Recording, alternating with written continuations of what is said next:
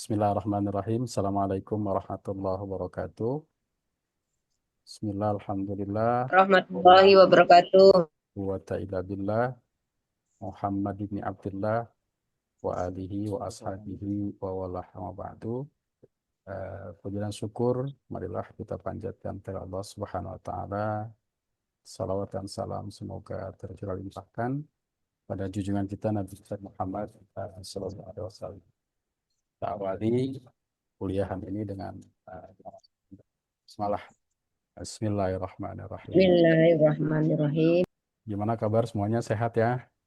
Alhamdulillah Gimana sehat. pengalaman kemarin pada saat ujian seminar? Ada yang bisa berbagi pengalamannya? Alhamdulillah. Bu, Bu, Bu Maya mungkin bisa berbagi pengalaman. Gimana? Aduh, Masya Allah. Alhamdulillah intinya Pak sudah berlalu lah satu langkah sebelum akhirnya menyusun ya. Ya,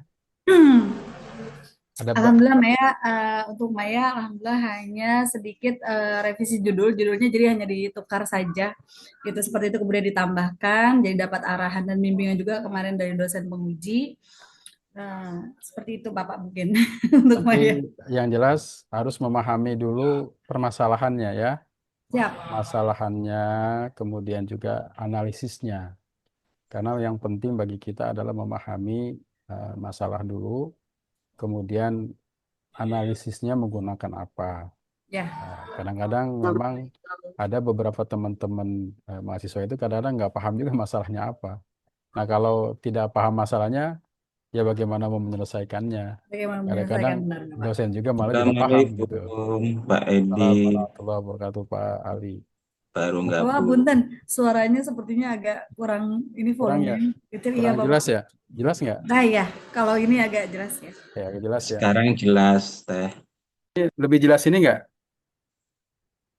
Ya, lebih Pak, jelas ini ya lebih jelas Pak dosen sudah Memang tidak jelas. harus pakai handset saya ada yang pakai. Oke, mungkin yang lain Pak Husen pengalamannya gimana? Kemarin sudah ikut seminar proposal? Sudah Pak, tapi belum belum lolos ini Pak. Tinggal tanda tangannya itu. Oh, kalau tanda tangan sebenarnya sudah lolos. Tenang aja kalau tinggal tanda tangan. Memang ada apa perbaikannya minor atau mayor? Perbaikannya besar atau hanya yang sedikit saja diperbaiki? Eh, yang pertama besar, yang kedua kecil Pak. Nah, berarti termasuk judul diperbaiki. Judul diperbaiki ya. Ya, perbaikinya total, beda problemnya, atau mungkin hanya diperbaiki sedikit saja. Dari kuanti menjadi kuali Pak. Oh, kuali. Jadi Untung kuat. nggak apa itu. Nggak remblong, kalau remblong jadi ember jadi Pak. Jadi awalnya inginnya kuanti.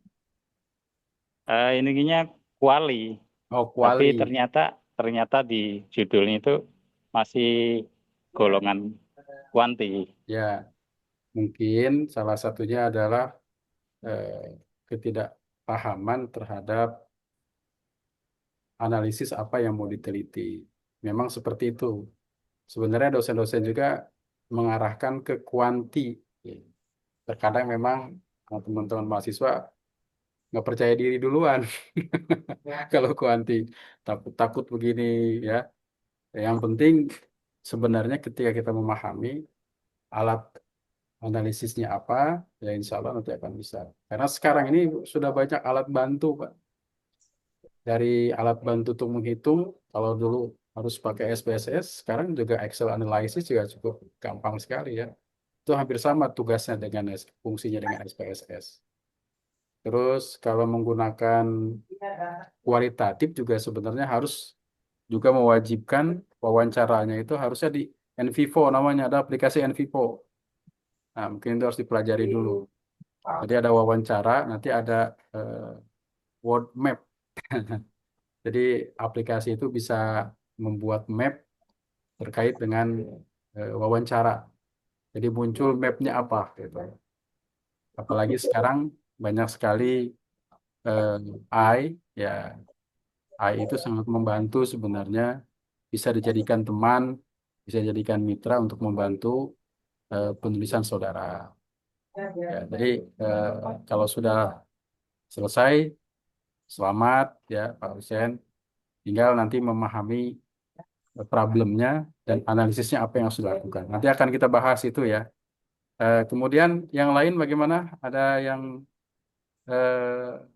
perbaikannya berubah total atau mayor, atau mungkin ada yang sedikit-sedikit saja perbaikan. Ini ada siapa nih? Ada Nur Aini, Nur Aina, Aina Nur. Nur Aini. Oh Nur Aini ya, ini Aina tulisannya. Oh, Gimana? ada Bu Nur Aina juga, Pak. Ada ya. Oke, Iya. Bu Nur Aini, gimana Bu Nur Aini? Kalau saya kemarin ganti judul. Ganti judul. Iya. Sebelumnya apa?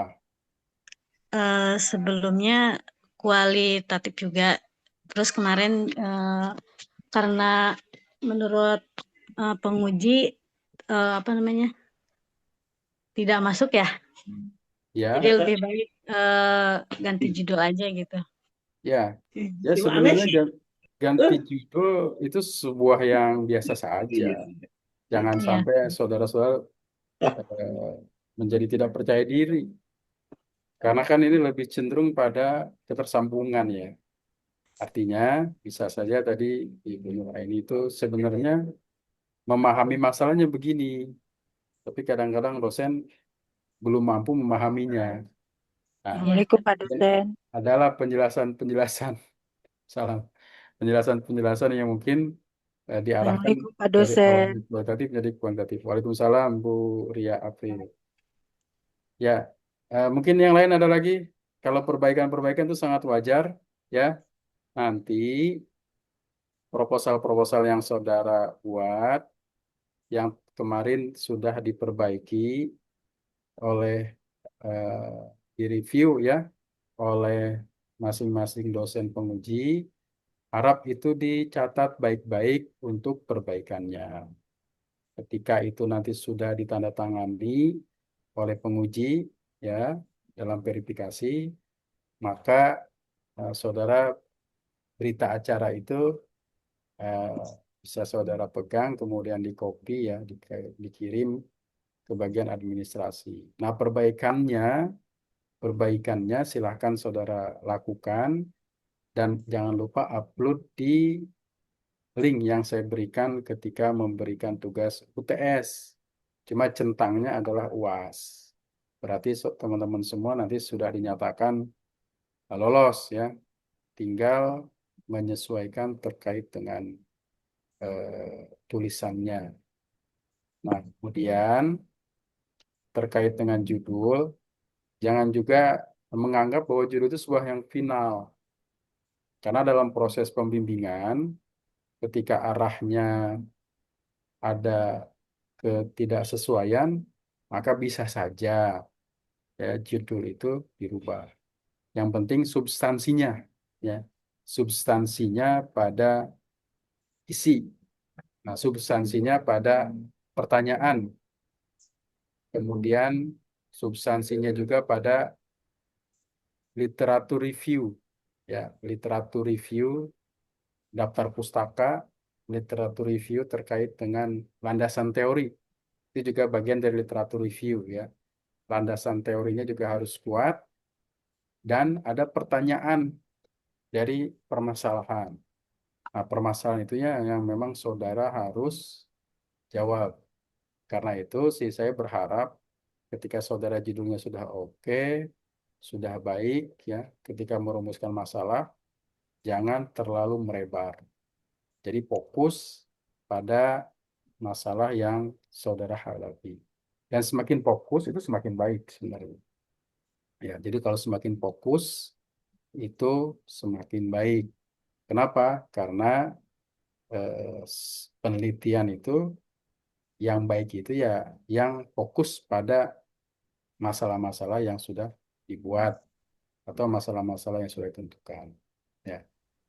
Kemudian Un- ya ada lagi Bentar Pak, itu untuk masa fokusnya itu di bab berapa Pak?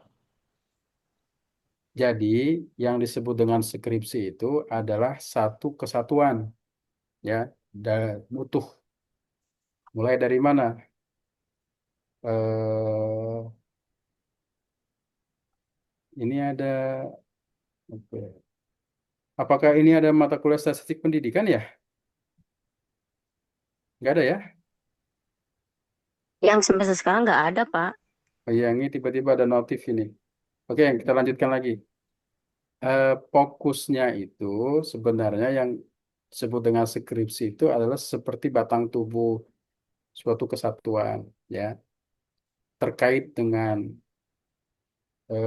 substansi utamanya, yaitu ada di tiap bab. Bab 1, bab 2, bab 3, bab 4, dan bab 5.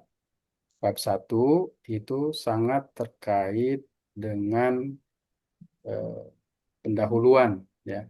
Di situ ada item-item sesuai dengan buku panduan yang sudah dibaca, apa saja yang harus dilakukan. Nah, bab 1 ini ibaratnya seperti akar, fondasi. Nah, bab 2 itu landasan teori, ya, atau studi pustaka kalau kualitatif. Nah, landasan teori ini adalah teori-teori yang sangat terkait dengan hal apa saja yang saudara kaji. Karena itu di bab 2 itu terkait dengan pengertian, kemudian lainnya itu dimasukkan di bab 2. Ya. Kemudian selanjutnya dari bab 2 ini, ya, dari bab 2 ini dilanjut ke bab 3. Di bab 3 ini kita ingin melihat apa? Biasanya yang kita lihat adalah studi objek penelitian. Kalau kuantitatif kita meneliti sekolah, meneliti madrasah, meneliti lembaga. Maka di bab 3 inilah profil lembaga itu kita angkat, ya, profil. Nah, profil itu kita angkat, ada jumlah siswanya, ada jumlah gurunya, ada sarana prasarananya, perkembangan siswanya dalam grafik, ya. Nah, kalau sekarang itu kalau saudara mampu memberikan informasi dalam bentuk grafik, itu memang dianjurkan karena menarik. Nah, kemudian setelah di bab 3 itu fokus di bab 4. Bab 4 itu terkait dengan pembahasan yang masalahnya saudara sudah munculkan di bab 1. Itu kan ada rumusan masalah. Nah, masalahnya apa? Nah, maka kemudian untuk penelitian yang sifatnya kuantitatif, maka di situ juga ada kaitan dengan studi pendahuluan, ada uji normalitas, ada uji regresi, ada uji lainnya gitu ya. Nah, kemudian ada misalnya hubungan antara variabel X dan Y. Nah, kita lihat ada berapa sampelnya, ada berapa populasinya. Populasinya misalkan ada 650. Ketika 650, bagaimana kita menentukan sampelnya? Apakah sampelnya proporsional atau mungkin sampel secara acak saja? Nah, itu ada teorinya. Nah, karena ini penelitiannya misalkan pengaruh, hubungan, korelasi, kemudian kita menggunakan apa? Alat analisisnya untuk menentukan hubungan itu. Nah, maka kemudian muncullah hal-hal yang terkait dengan ada mean, median, modus, ada statistika pendidikan, ya. Di statistik pendidikan itu sudah dibahas. Ya, tinggal saudara praktikan. Nah, kemudian terus dibahas di bab 4 ini sampai, ya, menggunakan rumus misalkan variabel X dan Y itu ada rumus R X Y sama dengan X kuadrat tambah Y kuadrat akar berapa, seperti itu ya. Misalkan korelasi produk momen. Nah, itu dari dianalisis tuh, dari angketnya semuanya ada di situ. Dari mulai kisi-kisi kuesioner dalam variabel yang saudara teliti itu ada berapa hal-hal yang terkait dengan eh, instrumen yang akan diangket. Nah, ketika diangket itu, ini apakah pertanyaannya positif, apakah pertanyaannya negatif? Kalau negatif berarti semakin kecil itu semakin besar. Nah, kemudian setelah itu bagaimana saudara cara menyebarnya, cara menghitungnya, kemudian bagaimana menggunakan tabelnya, ya ada X, ada X kuadrat, Y kuadrat, X kali Y kuadrat, dan seterusnya. Nah, baru kemudian dimasukkan rumus ya untuk mendapatkan angka. Apakah angkanya misalkan 0,5, apakah angkanya 1, apakah angkanya 0,3, dan seterusnya. Nah, kemudian setelah muncul angka itu dengan hitungan yang benar, baru dimasukkan ke apa namanya eh, skala yang sudah dibuat ya. Misalkan kalau menurut produk momen, kalau eh, pengaruhnya yang cukup besar, misalkan 0, sekian sekian 0,9 0,7 sampai 1, misalkan ini pengaruhnya yang sangat besar. Maka kemudian ada kesimpulan terdapat hubungan yang signifikan antara variabel X dan variabel Y. Hanya itu aja ya. Walaupun mungkin setelah itu ada daftar pustaka. Nah, rumus daftar pustaka itu sederhana.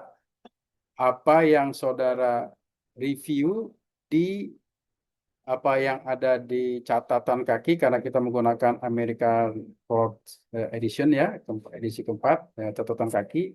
Apa yang ada di catatan kaki itu harus ada di daftar pustaka. Karena itu kalau saudara menggunakan Zotero atau menggunakan Mendeley, tinggal klik bibliografi. Nah, ya, jadi kalau begitu, saya anjurkan teman-teman semua ketika menulis skripsi itu jangan satu file ya. Misalkan bab 1, bab 2, bab 3, 4 satu file. Dipisah-pisah aja dulu ya. Dipisah-pisah dulu karena eh, kalau disatukan itu mengeditnya agak repot. Dipisah-pisah bab 1, bab 2, bab 3. Nanti kalau menggabungkannya itu sebenarnya masalahnya sederhana ya, dipisah-pisah dulu. Nanti setelah dipisah-pisah masing-masing ada bibliografinya atau daftar pustakanya. Daftar pustaka itu nanti diurutkan dari yang A dengan sampai Z ya, nanti secara otomatis cari diedit dulu mana referensi yang sama, tinggal dihapus. Ya, mana daftar pustaka yang sama, bisa ada 2, Punten, ada Pak. 3, dihapus di satu saja. Jadi sebenarnya kalau mana ya satu kesatuan. Satu kesatuan itu artinya bab 1, bab 2 sampai akhir satu kesatuan, termasuk dari cover luar, cover dalam, ada daftar isi dan seterusnya. Itu adalah satu kesatuan utuh ya dari skripsi. Ya gimana Pak? Berarti yang kemarin saya lolos itu kita lanjut aja gitu, Pak, ke bab 2 gitu. Nggak ngulang Tergantung lagi. tergantung reviewnya. Kalau memang ada yang diperbaiki, maka diperbaiki dahulu ya. Kalau ada yang diperbaiki, maka silahkan diperbaiki terlebih dahulu berdasarkan saran dari dosen. Kemarin verifikasi yang memverifikasi tulisan Bapak ya. Nah, kalau memang proposalnya itu sudah baik ya, kan itu rekomendasinya diperbaiki ya. Diperbaikinya kan dalam berita acara.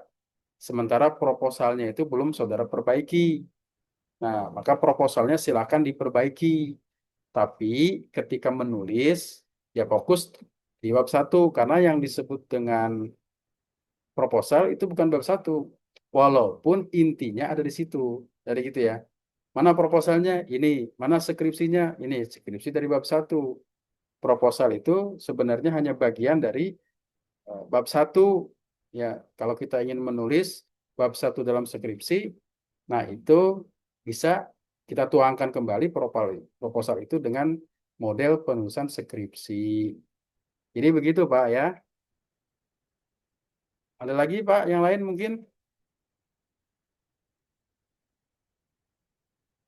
Ya, jadi kalau memang sudah, alhamdulillah teman-teman tadi sudah selangkah ya, eh, selangkah untuk menyelesaikan tugas akhir.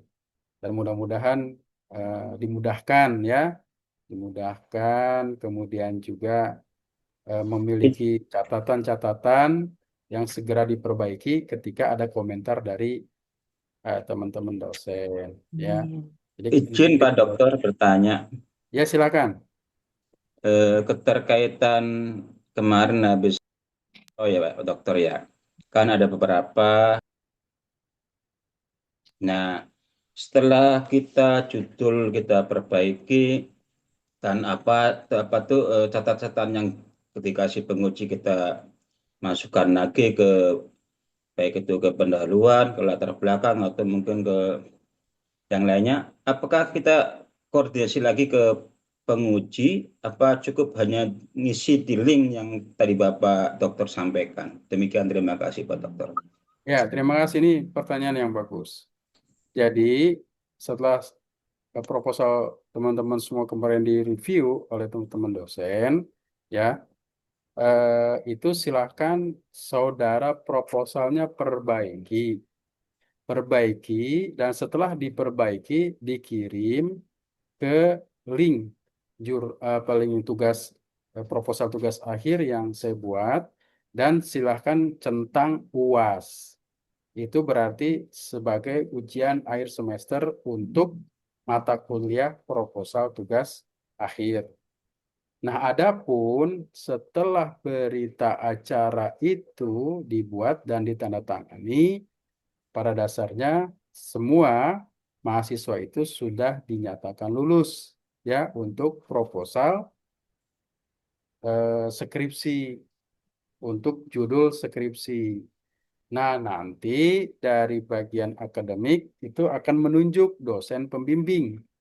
Nah, setelah ditunjuk dosen pembimbing, maka saudara harus sudah membenahi skripsi yang saudara usulkan itu. Karena di SK-nya nanti akan tertulis judulnya. Nah, ketika judul itu berbeda dari yang direkomendasikan oleh dosen, nah saudara bisa berkomunikasi, ini kok SK saya judulnya tidak sesuai dengan berita acara, misalkan. Ya, Ya, ya. silakan berkomunikasi dengan bagian administrasi yang mengeluarkan SK, sehingga nanti akan dirubah sesuai dengan rekomendasi judul pada sidang proposal. Nah, dari situ setelah ditentukan pembimbingnya, maka saudara silahkan bertemu pembimbing untuk berdiskusi terkait dengan tugas saudara. Disitulah mulai dari bab 1, bab 2, bab 3, bab 4, bab 5 kesimpulan sampai akhir daftar isi. Adapun cover luar, cover dalam, pernyataan keaslian, itu sudah ada template-nya, tinggal saudara copy ya. Itu harus sesuai dengan template-nya. Nah, itu semuanya termasuk juga abstrak ya, ada abstraknya dalam skripsi itu ditulisnya belakangan. Jangan sampai ditulis dahulu. Misalkan ada WIV, work in progress. Nanti bab 1, bab 2, bab 3 itu ada tenggat waktunya untuk diujikan. Di situ hadir tuh penguji 1 dan penguji 2. Untuk paling tidak kalau saudara selama ini bimbingan itu ada ketidaksepahaman antara pembimbing 1 dan pembimbing 2, pada WIP itu diusahakan ada kesepahaman terkait dengan apa yang saudara lakukan. Nah, seperti itu Pak Ali Imron ya. Baik Pak Dokter. Satu lagi boleh Pak Dokter tanya Ya, lagi? silakan. Keterkaitan revisi judul mungkin sudah direvisi sama penguji. Tetapi salah satu mungkin ada teman-teman yang bertanya-tanya, bagaimana kalau judulnya atau berubah, ingin dirubah karena keterkaitan dengan mungkin literatur bahasa perpustakaannya mungkin kurang banyak, agak sulit mencari rekomendasinya gitu. Terus dia merubah judul tersendiri, itu komunikasi ke penguji apa bagaimana Pak syaratnya Pak? Ya, kalau sebenarnya masalah judul itu ada pada tim verifikasi. Ya, Hmm. ketika saudara ingin merubah judul, misalkan hari ini sudah sih diuji gitu kan, Ya ada betul. berita acaranya. Kok tapi saya nggak Ya. pede nih sama judul ini. Nah, itu maksudnya gitu. Ya, komunikasikan lagi dengan penguji. Ya, kalau saudara Hmm. mau sudah pede, komunikasikan lagi dengan penguji Penguji. verifikasi. Iya. Karena tugas dari tim penguji itu adalah menyelesaikan terkait dengan judul dan masalah yang akan diteliti oleh mahasiswa. Jadi jangan sampai mengusulkan sendiri, karena nanti akan berbeda antara keinginan dan harapan. Nah, kalau Ya. ada perbedaan antara keinginan dan harapan, itu jadi masalah lagi. Iya. Iya. Ada gap, ya. Nah, gitu ya, Pak Ali ya. Baik, ini ya tanya yang teman Pak, mungkin saya sampaikan ke Ya, nggak apa-apa. Bapak. Yang penting Ya. kita sama-sama memahami. Ya, Ya. paling tidak apa yang tadi disampaikan oleh Pak Ali, itu juga ada kendala mungkin di rekan-rekan yang lain. Nah, intinya begini terkait dengan rekomendasi judul itu terkait dengan tim verifikasi. Terkait dengan isi nanti saudara ada pada dosen pembimbing. Terkait dengan nilai akhir pada sidang munakosa itu penguji nanti. Ya karena biasa disilang-silang. Kalau sekarang tim verifikasinya siapa mungkin juga nanti bisa berlanjut kepada pembimbing. Ya misalnya saudara didosen oleh dosen A maka pembimbingnya kemungkinan nanti dosen A. Tapi di akhir pengujinya itu akan berbeda. Ya diuji oleh dosen yang lain. Ya dari yang lain mungkin ada hal yang Oh, bisa ditanyakan. izin bertanya, Pak. Silakan. Ya, punten agak berisik, Pak, di tempat Ya saya. nggak apa-apa. Yang Gini, penting Pak, terdengar. kalau ini saya ya waktu kemarin itu judulnya ada yang dikurang-kurangin ya, Pak, dari tim penguji. Nah, tapi saya nggak serak gitu dengan susunan kata yang diberikan oleh tim penguji itu, Pak. Kayaknya saya menemukan hal yang kurang tepat gitu ya di susunan kata di judul yang dikurang-kurangin oleh tim penguji gitu, Pak. Nah, tadi kan Ya, Bapak sampaikan kalau itu nanti disampaikan lagi ke tim penguji. Nah, untuk menyampaikan lagi itu, Pak, itu kan tim pengujinya ada dua. Apakah hanya salah satunya saja atau harus kedua-duanya gitu, Pak? ya Oke, karena Pak, terima kasih. kewenangan itu ada di eh, tim penguji verifikasi, maka ya silakan. Keputusan itu kan sudah ditandatangani oleh dua orang itu. Maka kalau ada ingin perubahan, silakan komunikasikan dengan dosen penguji itu dan bawa berita acaranya. Berita acara dipegang kan? Iya, Pak, dikasih. Ya, dikasih kan. Nah, berita acara dikasih. Nah, maka nanti silahkan kalau ketidakcocokan, ketidaksesuaian itu dibicarakan lagi ya. Dibicarakan lagi dengan dosen penguji, temui saja karena bisa tapi pada saat ujian itu apakah Ibu sudah menerima dengan judul itu atau bagaimana? Biasanya kan sudah menerima. Waktu itu kayak saya seperti Kurungan belum gitu. ada pilihan gitu, Pak. Jadi akhirnya saya terima aja gitu. Tapi setelah itu saya berpikir lagi, kayaknya nggak pas gitu ya judul ini gitu. Itu bagaimana, Pak? Ya, kalau nggak, ya silakan temui aja, temui saja sambil bawa berita acaranya, kemudian sampaikan ya hal-hal terkait dengan problem yang dihadapi sehingga kemudian memerlukan penyelesaiannya. Ya, gitu Bu ya. Biar happy dua-duanya Pak. Ya, jadi kalau misalkan Ibu ujiannya sama siapa, nanti verifikasi sama siapa itu jadi problem malah. Jadi temui saja. Ya, saya hanya merasa apa yang mau saya susun di situ itu sepertinya belum nyambung dengan tim Ya, pengujinya gitu, Pak. Punten ya, Pak ya. ya. Karena Jadi kalau terkait dengan perasaan itu kan kualitatif Bu jadinya. iya. Perasaan ya. Yang Jadi pasti apa Bu. yang Jadi dirasakan oleh Ibu kayak aja berbeda yang dirasakan oleh dengan apa penguji. yang Jadi mau sifatnya saya. kualitatif. Nah, Rasa. oke, Ya Ibu ya. Nanti silakan temui, cari atau nomor kontaknya, kasih pemahaman. Ya mungkin juga nanti ketika dikasih pemahaman, dosennya juga akan memberikan pemahaman sehingga ini yang harusnya yang paham tuh siapa gitu.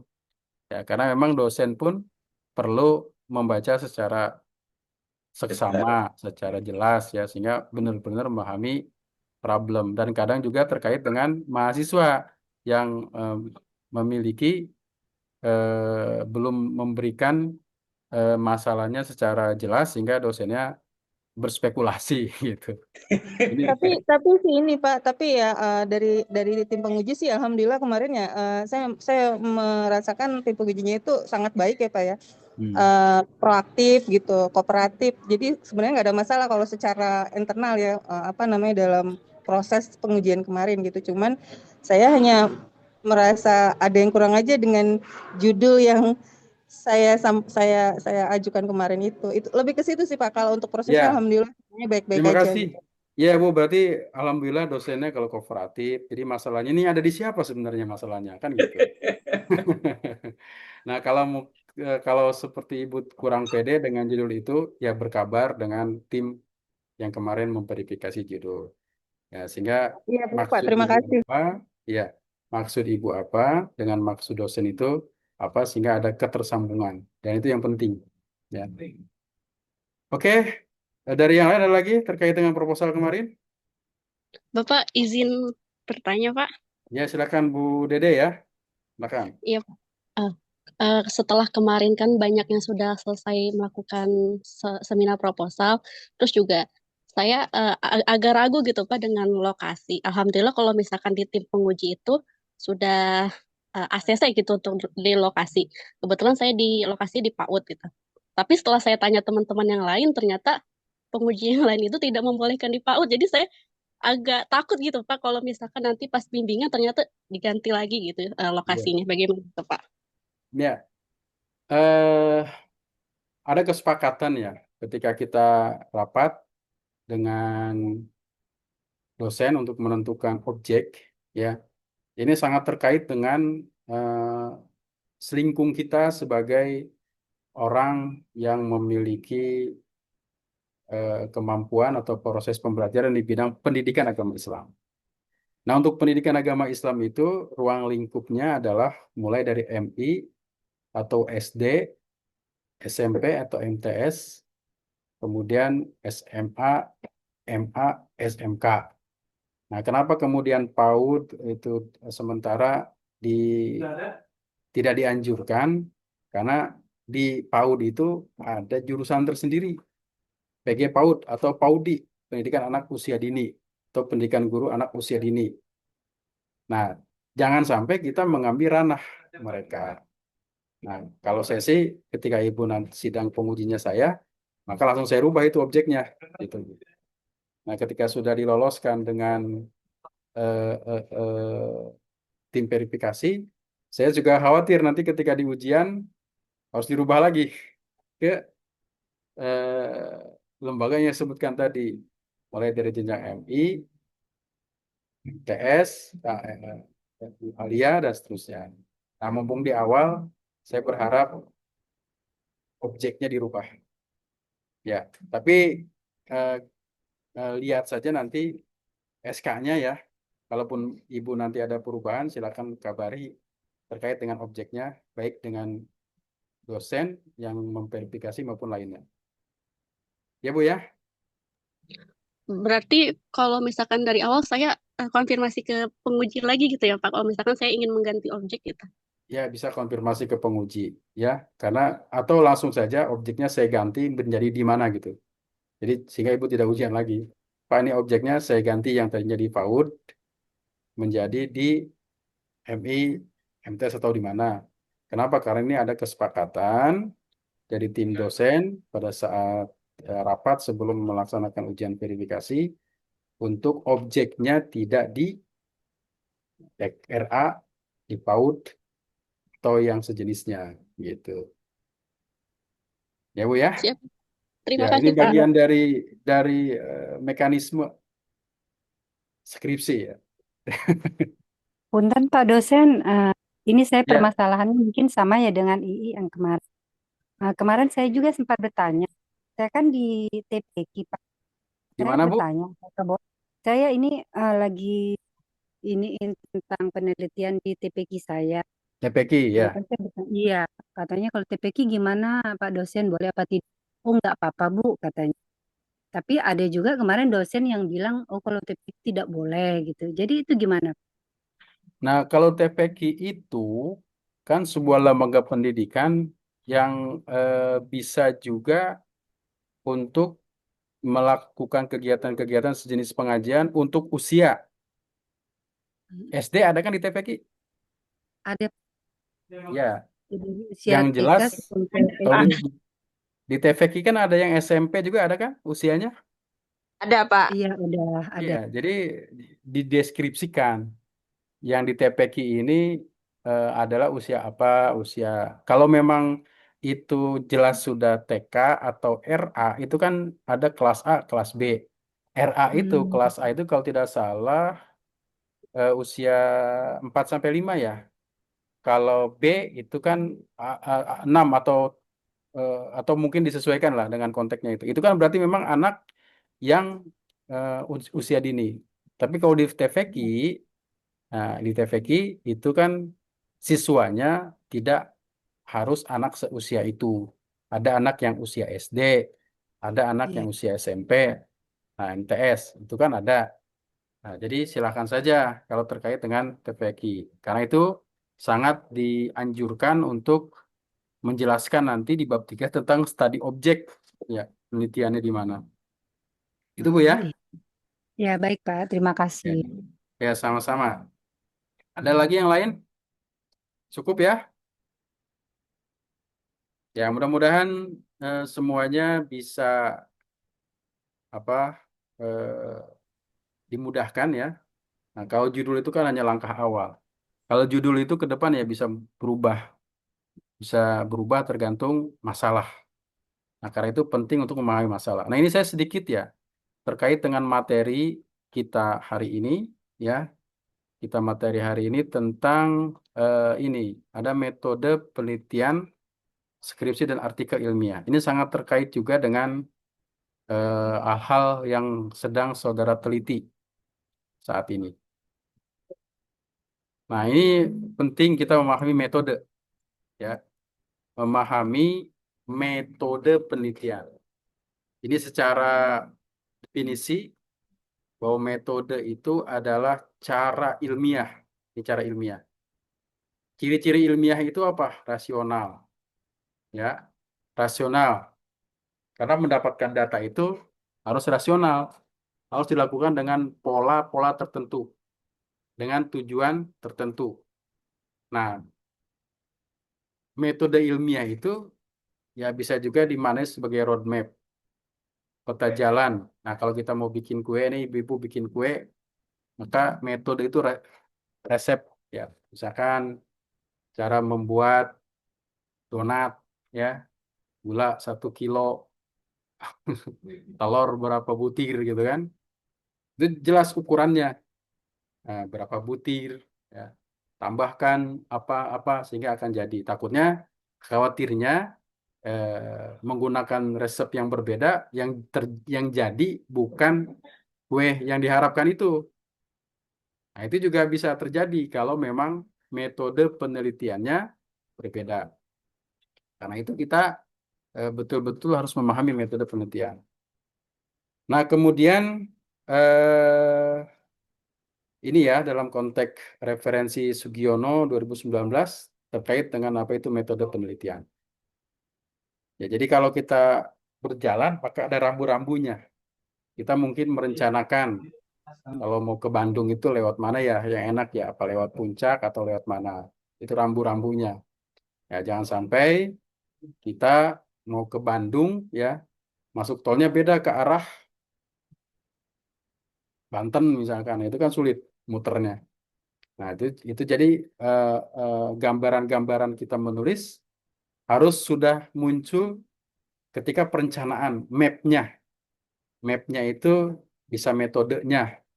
Metode itu ada di bab 1. Bab 1 itu kan tidak muat terlalu banyak ya kata-kata, tapi bisa di dalamnya itu memuat petunjuk-petunjuk apa yang harus dilakukan pada langkah-langkah selanjutnya. Karena itu di bab 1 itu ada yang disebut dengan penulisan ya.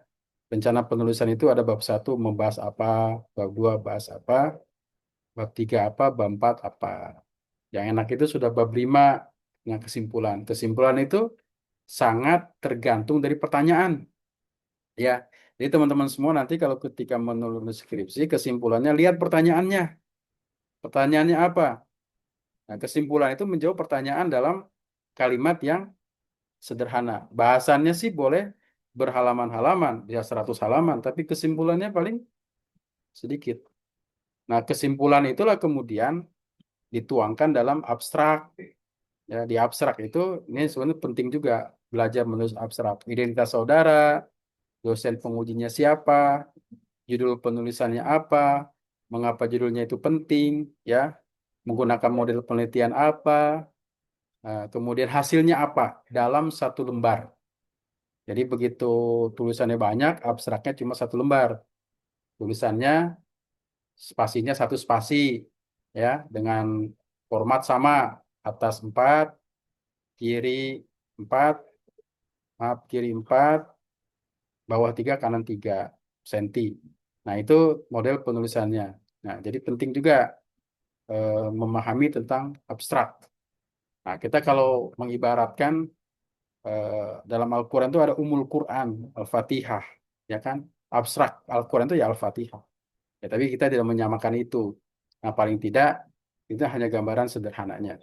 Karena walaupun bagaimana muqaddimah ya itu adalah hanya paparan awal saja. Kalau kita ingin meneliti lebih mendalam ya dalam ayat-ayatnya. Nah, dalam konteks bangsa kita misalkan ada Pancasila. Pancasila itu kan hanya filosofi, pandangan bangsa. Penjabarannya di mana? Ada di Undang-Undang Dasar. Undang-Undang Dasar itu ada mukaddimahnya. Mukaddimah itulah abstrak. Isinya apa? Ya perbab. Nah, itu paling tidak gambaran-gambaran awal terkait dengan mengapa kita menggunakan metode penelitian. Ya, kemudian ini selalu diulang-ulang ketika kita menulis. Ya, ketika kita menulis pendekatan-pendekatan ini diulang-ulang. Ya, kalau dulu mungkin lebih cenderung pada 2, kualitatif, kuantitatif. Nah, kalau saat ini ada mixed method. Nah, ini yang penting, yang penting adalah memahami yang saya teliti itu apa, penelitian apa. Apakah kualitatif, apakah kuantitatif. Jangan sampai nanti penelitiannya apa, kuantitatif, tapi langkah-langkahnya kualitatif. Penelitiannya apa, kualitatif, tapi langkah-langkahnya kuantitatif. Ditambah mungkin saudara tidak memahami, ya, sehingga ada diskomunikasi ketika proses ujian. Nah, proses ujian. Nah, jadi saya berharap mampu dipahami di awal. Nah, ya, ini ada apa sih ciri penelitian kuantitatif? Ciri khasnya adalah angka dia, berupa angka, itu aja. Ya, terus maksudnya berupa angka gimana? Ya ada 1, 2, 3 dan seterusnya. Terus apalagi menggunakan statistik, ya, menggunakan statistik. Apa itu statistik? Ya terkait dengan uji-uji dalam penelitian. Nah, kemudian apa titik tekannya? Pada pengukuran objektif. Karena itu statistik itu alat untuk mencapai hasil. Ya, kalau saya tanya kan, misalkan berapa panasnya air itu, saudara nggak akan bisa pasti jawabannya tanpa alat. Kalau misalkan berapa panasnya air itu, kita ambil alat pengukur suhu, tekanan, oh ini udah mendidih 100 derajat misalkan. Alatnya membuktikan itu. Ya udah, berarti diterima sebagai sebuah kebenaran. Tapi saudara tidak pernah mengukur, tapi berpandangan. Ini airnya 100 derajat. Tidak ada alat ukur, itu tidak bisa dibenarkan. Itulah ibarat penelitian kuantitatif. Jadi harus ada standar pengukurannya. Tujuannya apa? Ini menguji teori. Ya, yang pertama bisa menguji teori, maka kemudian ada landasan teori yang harus kita bangun. Yang kedua, membuktikan hubungan antara variabel. Ada berapa variabel yang kita teliti? Ada 2, X, Y. Ada 3, X1. Ada 3 ya, misalnya X1, X2, dan Y. Atau ada 4, X1, X2, Y1, Y2. Atau 5, X1, X2, Y1, Y2. Ya, misalnya apa? Hubungan antara kepemimpinan kepala sekolah dan kompetensi guru, berarti X-nya ada 2. Terhadap kedisiplinan, kerapihan, dan prestasi siswa. Nah, itu kan X-nya 3 itu. Itu harus pakai alat mengukurnya. Tidak menggunakan kira-kira. Nah, itu ya. Terus yang selanjutnya adalah ada metode yang umum, ada survei. Ini cara mengambil data, ada survei, kita lihat, kita amati. Kemudian ada eksperimen, ya. Eksperimen terhadap judul apa yang ingin kita angkat. Apa desainnya? Ada analisis deskriptif. Apa lakukannya? Uji T, ANOVA, regresi, dan lain-lain. Ya, ini alat untuk mengukurnya. Karena itu saudara harus betul-betul ketika penelitian kuantitatif itu memahami ini, tema-tema ini. Ya. Nah, ada pertanyaannya, apakah ada pengaruh yang signifikan? Ini ciri-ciri penelitian kuantitatif. Karena di kuantitatif ada hipotesis, ada H1, ada H0. Ini harus disertakan dalam penelitian kuantitatif. Terus, kemudian yang kedua ada kualitatif.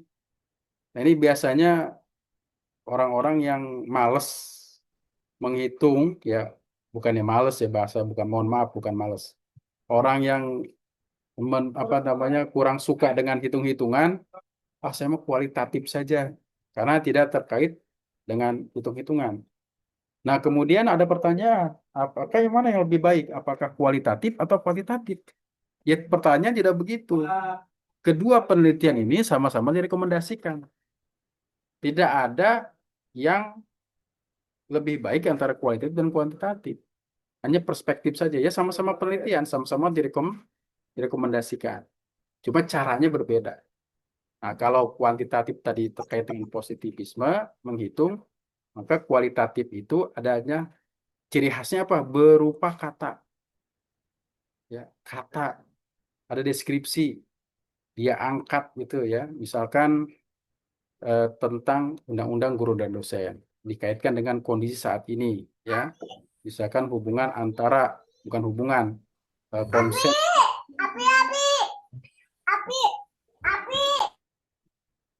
konsep guru, gitu kan konsep. Konsep berarti kata-kata.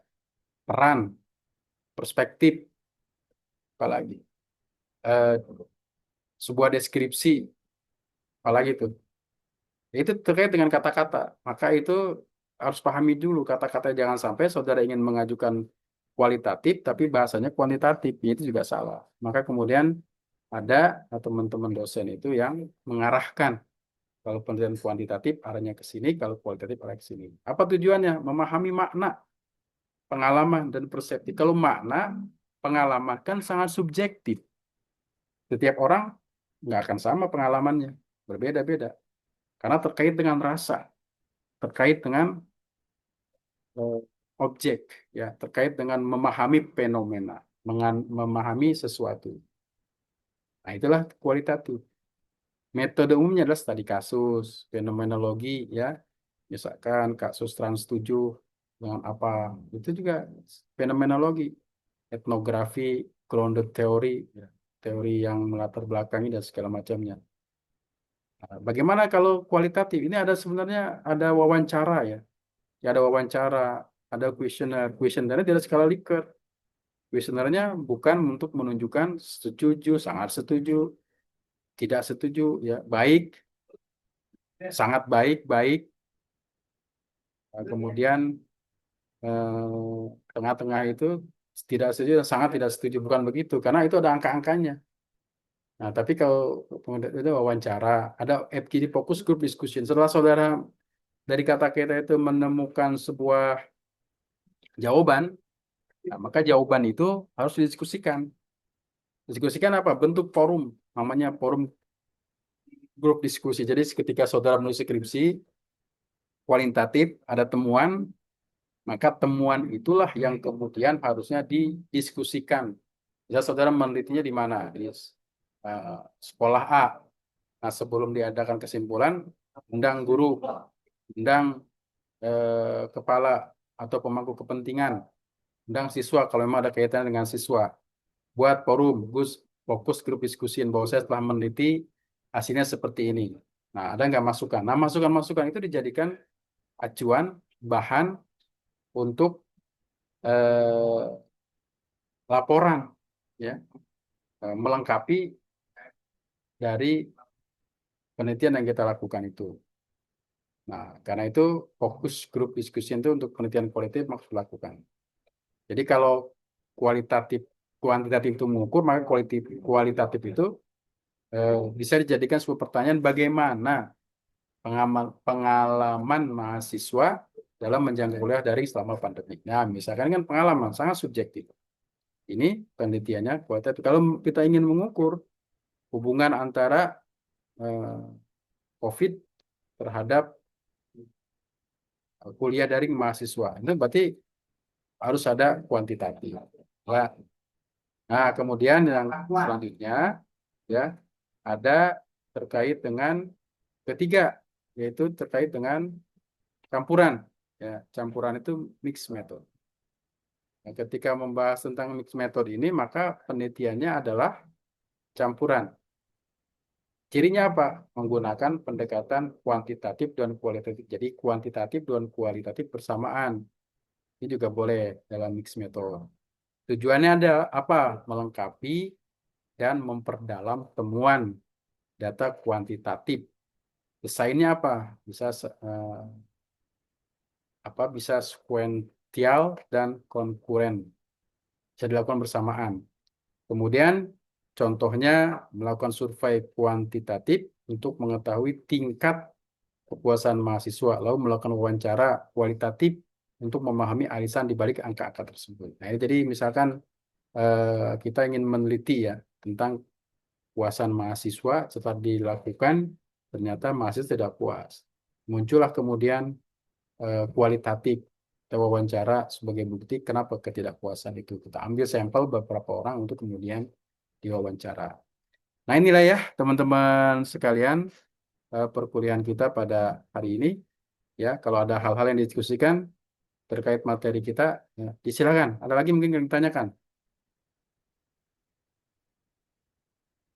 Oke, kalau seandainya tidak ada yang ditanyakan, saya berharap teman-teman semua untuk bisa mengisi kehadiran di e-kampus.